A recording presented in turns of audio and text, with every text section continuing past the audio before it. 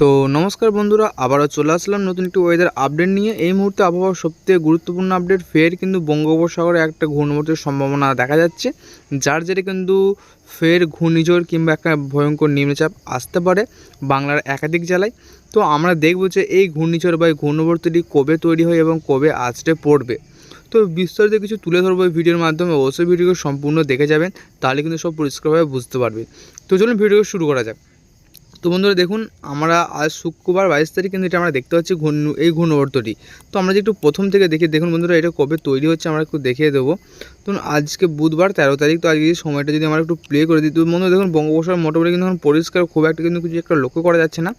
তবে এই দিকটাই দেখুন, এখানে 3টি কিন্তু প্রখর টাইফুন রয়েছে। তো এই টাইফুনটার জেরেই কিন্তু আগামী দিনে কিন্তু একটা ঘূর্ণিঝড়ের সম্ভাবনা থাকছে বঙ্গোপসাগরে। দেখুন সময়টা একটু প্লে করে দিচ্ছি, দেখুন এখানটা কী হয়, তারপর আমরা ওই বঙ্গোপসাগরের উপর কথাটা বলছি। তো দেখুন বন্ধুরা, এখানে কিন্তু একটা টাইফুন আসছে, যা কিন্তু হংকংয়ের উপর আছড়ে পড়তে পারে। দেখুন সময়টা যদি একটু প্লে করি, দেখুন বন্ধুরা হংকংয়ের গায়ে আসার পর কিন্তু হংকংয়ের কাছে আসার পর এটা কিন্তু ঘূর্ণিঝড়ের অনেকটাই কিন্তু শক্তি ক্ষয় হয়ে যাচ্ছে, এবং এটি কিন্তু আস্তে আস্তে পূর্ব দিকে কিন্তু বেঁকে যাচ্ছে। দেখুন পূর্ব দিকে আস্তে আস্তে বেঁকে যাচ্ছে এবং আস্তে আস্তে শক্তি কিন্তু ক্ষয় হচ্ছে। তো বন্ধুরা এই দিকটা দেখুন নতুন একটি কিন্তু আবার একটা টাইফুন আসছে। গতিটা যদি একটু দেখে দিই বন্ধুরা, প্রায় 233, হ্যাঁ 232-33 গতি নিয়ে কিন্তু একটা টাইফুন আবার এগিয়ে আসছে। তো এটা দেখার পালা এটা কথায় আছড়ে পড়ে। তো দেখুন সময়টা যদি আমরা একটু প্লে করে দিই, তো বন্ধুরা দেখুন এটা যাচ্ছে তাইওয়ানের দিকে যাচ্ছে, তাইওয়ানের উপর কিন্তু আছড়ে পড়তে পারে। তো দেখুন বন্ধুরা, তাইওয়ানে কিন্তু স্থলভাগে কিছুটা হালকা করে টাচ করেছে, এবং টাচ করার পর কিন্তু এটা আবার জাপানের দিকে ঘুরে পড়েছে, যা কিন্তু পরবর্তী সময় কিন্তু এটা তাইওয়ানের উপর আছড়ে পড়ছে না। তো এটা কিন্তু জাপান হয়ে কিন্তু আবার সেই দক্ষিণ বঙ্গোপসাগরে কিন্তু এটা বিলীন হয়ে যাবে। তো বন্ধুরা এটা দেখুন, এটা কিন্তু ফিলিপিন সাগরের উপর আসছে। তো ফিলিপিন সাগরের উপর এটা আছে, এবং এটা ফিলিপাইন্সের উপর কিন্তু এটা আছড়ে পড়বে। তো এর গতিটা যদি একটু দেখে দিই বন্ধুরা, দেখুন কত গতি নিয়ে ফিলিপাইন্সের উপর আছড়ে পড়বে। প্রায় কিন্তু এর গতি থাকবে প্রায় 200-র কাছাকাছি কিন্তু একটা গতি নিয়ে কিন্তু এটা আছড়ে পড়তে পারে। তো এই মুহূর্তে আমরা দেখতে পাচ্ছি 195-96 কিন্তু গতি আমরা এই মুহূর্তে কিন্তু দেখতে পাচ্ছি। দেখুন সময়টা যদি একটু প্লে করে দিতে, দেখুন বন্ধুরা এটা কিন্তু ফিলিপাইন্সের উপর কিন্তু এটা আছড়ে পড়বে কবে না, এটা কিন্তু রবিবার রাত্রে দিয়ে কিন্তু এটা আছড়ে পড়ছে। এবং আছড়ে পড়ার পর যদি আমরা একটু দেখি বন্ধুরা, এর কিন্তু শক্তি মনে হচ্ছে কিছুটা কমেছে। হ্যাঁ, তো বন্ধুরা কিন্তু শক্তি কিন্তু কিছুটা একটু ক্ষয় হয়েছে, মানে মানে খুব অল্প পরিমাণে কিন্তু শক্তি ক্ষয় হয়েছে। তো এটা কিন্তু যখন এটা কিন্তু ফিলিপাইন্সে উঠছে তখন ক্ষয় হচ্ছে, এবং দেখুন পরবর্তী সময় কিন্তু এটা আবার কিন্তু সাগর পেয়ে যাচ্ছে, যার জন্য কিন্তু পরবর্তী সময় কিন্তু এটা আরও শক্তি বাড়াচ্ছে। দেখুন সময়টা যদি শক্তিটা একটু দেখিয়ে দিই গতিটা, তো দেখুন বন্ধুরা গতিটা না খুব একটা কিন্তু গতি বাড়াতে পারেনি, ওই 200-র কাছাকাছি কিন্তু একটা গতি থাকছে, 203-4 কিন্তু এরকম একটা গতি থাকছে। দেখুন সময়টা যদি একটু প্লে করে দিই, দেখুন এখানে কি হয়। তো দেখুন সময়টা যদি আমরা প্লে করে দিই, এটা কিন্তু আসছে ভিয়েতনামের দিকে কিন্তু এটা ধেয়ে আসছে। ভিয়েতনাম এবং হংকং এই এলাকাগুলিতে প্রচুর পরিমাণে কিন্তু জলীয় বাষ্প আসছে, মানে প্রচুর জলীয় বাষ্প না, এটা কিন্তু একটা ঝোড়ো হাওয়াও কিন্তু আমরা বলতে পারি। দেখুন প্রায় 100 দিকে প্রায় 100 কিন্তু কিলোমিটার বেগে কিন্তু একটা দমকা ঝোড়ো হাওয়া বইছে। তো দমকা ঝোড়ো হাওয়া বলবো কিন্তু এটা আমরা একটা ঝড়ই বলবো, ঠিক আছে। তো দেখুন সময়টা যদি আমরা আরেকটু প্লে করে দিই, দেখুন পরবর্তী সময় এটা কী হয়। দেখুন বন্ধুরা এটা কিন্তু আস্তে আস্তে ভিয়েতনামের উপর কিন্তু আছড়ে পড়ছে, এবং দেখুন ভিয়েতনামের দিকে সময়টা একটু প্লে করে দিই। তো দেখুন ভিয়েতনামে যখন এটা আছড়ে পড়ে, তখন তার গতিটা যদি একটু দেখিয়ে দেবো, তার গতি কত থাকছে। দেখুন আমরা যদি একবার গতিটা দেখে নিই, তো প্রায় কিন্তু এর গতি অনেকটাই কমে গেছে, 114-15 কিন্তু এরকম একটা গতি থাকছে আমরা এই মুহূর্তে দেখতে পাচ্ছি। দেখুন সময়টা যদি আমরা আরেকবার প্লে করে দিই, তো দেখুন বন্ধু এটা কিন্তু আস্তে আস্তে কিন্তু উত্তর দিকে অগ্রসর হচ্ছে, দক্ষিণ দিকে অগ্রসর হচ্ছে, এবং ভিয়েতনামের দানাং এই অঞ্চলটাতে কিন্তু একটা প্রচুর পরিমাণে কিন্তু একটা প্রভাব ফেলছে। এবং দেখুন এইদিকে কিন্তু প্রচুর পরিমাণে কিন্তু একটা জলীয় বাষ্প ঢুকছে, এবং এই দিকটায় দেখুন কিছু পরিমাণে জলীয় বাষ্প কিন্তু এদিকে আমাদের বঙ্গোপসাগর দিয়ে আসছে। এবং এখানে আমরা দেখতে পাচ্ছি বঙ্গোপসাগরে নতুন করে একটা ঘূর্ণিঝড় আমরা লক্ষ্য করতে পারছি।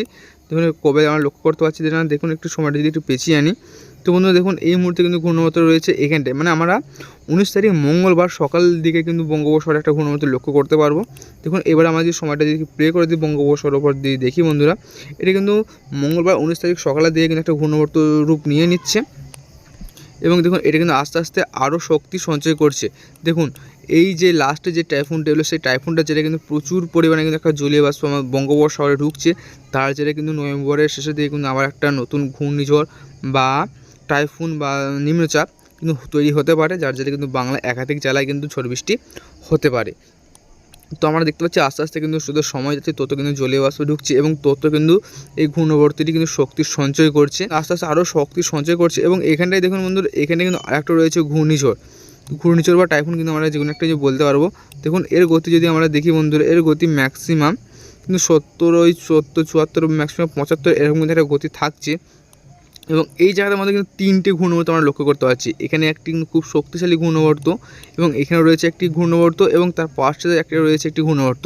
তো এই 3টির মধ্যে যে কোনো একটি কিন্তু ঘূর্ণিবর্ত ঘূর্ণিঝড়ের আকার নেবে এবং ঘূর্ণিঝড়ের রূপ নেওয়ার পর কিন্তু সেটা কিন্তু দক্ষিণবঙ্গে বা উত্তরবঙ্গ বাংলাদেশ কিংবা এই পূর্ব ভারত সাইডটাতে কিন্তু আছড়ে পড়তে পারে।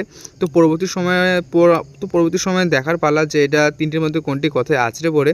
তো অবশ্যই আপনারা চ্যানেলটিকে সাবস্ক্রাইব করে রাখবেন পরবর্তী আপডেট জানার জন্য।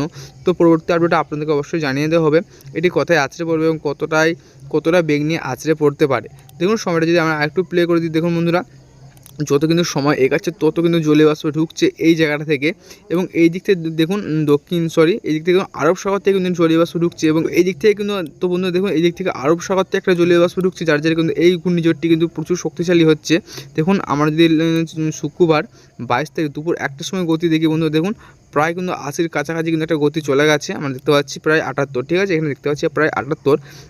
তো দক্ষিণ চীন সাগর থেকে কিন্তু একটা জলীয় বাষ্প ঢুকছে, যার জন্য কিন্তু এই ঘূর্ণিবর্তটি কিন্তু আবার পরবর্তী সময় কিন্তু আস্তে আস্তে কিন্তু আকার নিচ্ছে বা শক্তি সঞ্চয় করছে। এবং এইখানে একটা যে ঘূর্ণিবর্ত রয়েছে এটাও কিন্তু এই সাইড দিয়ে কিন্তু একটা জলীয় বাষ্প ঢুকছে, যার জন্য কিন্তু এটাও কিন্তু শক্তি সঞ্চয় করছে। তো পরবর্তী সময় দেখার পালা কোনটি কথায় আছড়ে পড়তে পারে। তো সময়টা যদি আরেকটু প্লে করে দিই বন্ধুরা, এখানে দেখুন আমরা একটু জুম করে দেবো। তো দেখুন আস্তে আস্তে কিন্তু এটা কিন্তু আরও শক্তি সঞ্চয় করছে। তো এবার আমরা একটু বৃষ্টি মোড়ে চলে যাবো এবং বৃষ্টি মোড়ে দেখে নেবো কোথায় কতটা পরিমাণে বৃষ্টি হতে পারে আগামী 10 দিন। তো দেখুন একটু বৃষ্টি মোড়ে যদি যাই, আমরা এখানে দেখতে পাচ্ছি দেখুন এই যে ঘূর্ণিবর্তটি রয়েছে বা টাইফুনটি রয়েছে এর জেরে কিন্তু প্রচুর পরিমাণে একটা বৃষ্টি লক্ষ্য করা যাচ্ছে এই জায়গাটির মধ্যে।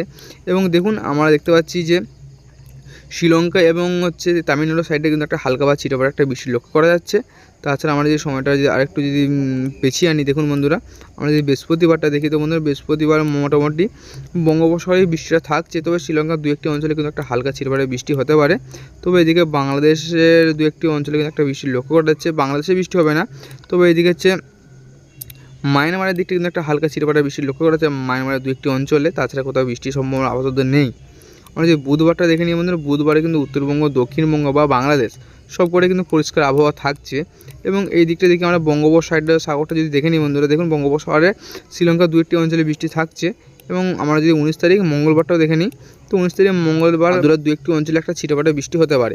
আমরা যদি সোমবার 18 তারিখ দেখে নিই বন্ধুরা, তো সোমবার 18 তারিখ কিন্তু তেমন কোনো বৃষ্টির সম্ভাবনা নেই, তবে মাদুরার 2-1টি অঞ্চলে কিন্তু একটা ছিটেফোঁটা বৃষ্টি হতে পারে। তাছাড়া উত্তরবঙ্গ, দক্ষিণবঙ্গ বা বাংলাদেশ কিন্তু প্রত্যেকটি অঞ্চল পরিষ্কার আবহাওয়া থাকবে। এবং 17 তারিখটা যদি আমরা দেখে নিই বন্ধুরা, দেখুন 17 তারিখটা বেঙ্গালুরু, মাদুরাই আর তামিলনাড়ু সাইডে কিন্তু একটা ছিটেফোঁটা বৃষ্টি হতে পারে। তাছাড়া শ্রীলঙ্কার 2-1টি অঞ্চলে কিন্তু একটা ছিটেফোঁটা বৃষ্টি হতে পারে। 19 তারিখ আমরা দেখতে পাচ্ছি 16 তারিখ বন্ধুরা দেখতে পাচ্ছি মাদুরার 2-1টি অঞ্চলে কিন্তু একটা ভারী থেকে অতি ভারী বৃষ্টি লক্ষ্য করা যাচ্ছে। তাছাড়া বেঙ্গালুরু এবং তামিলনাড়ু 2-1টি অঞ্চলে কিন্তু একটা হালকা ছিটেফোঁটা বৃষ্টি থাকছে। তাছাড়া আর কিন্তু তেমন কোনো জায়গায় বৃষ্টির সম্ভাবনা থাকছে না। এবং শুক্রবার 15 তারিখে যদি দেখে নিই বন্ধুরা, দেখুন শুক্রবার 15 তারিখে একটা ভারী থেকে অতি ভারী বৃষ্টির সম্ভাবনা থাকছে মাদুরাই, চেন্নাই, নাল্লোর, বেঙ্গালুরু, এদিকে যাচ্ছে পাদুচেরি এবং উপরের দিকে বিজয়ওয়াড়াতে কিন্তু একটা ছিটেফোঁটা বৃষ্টি থাকছে। এবং ওপরের দিকে যদি আমরা দেখি বন্ধুরা, ওপরের দিকে দেখুন উত্তরবঙ্গ, দক্ষিণবঙ্গ বা বাংলাদেশ পরিষ্কার থাকছে আবহাওয়া। এবং আমরা যদি 14 তারিখ বৃহস্পতিবার থাকছে উত্তরবঙ্গ, দক্ষিণবঙ্গ বা বাংলাদেশ প্রত্যেকটি অঞ্চল কিন্তু পরিষ্কার আবহাওয়া। তবে এই দিকটায় বিশাখাপত্তনম, বিজয়ওয়াড়া, নাল্লোর, চেন্নাই, পাদুচেরি, মাদুরাই এই অঞ্চলগুলি কিন্তু কোথাও একটা ভারী বৃষ্টি হতে পারে।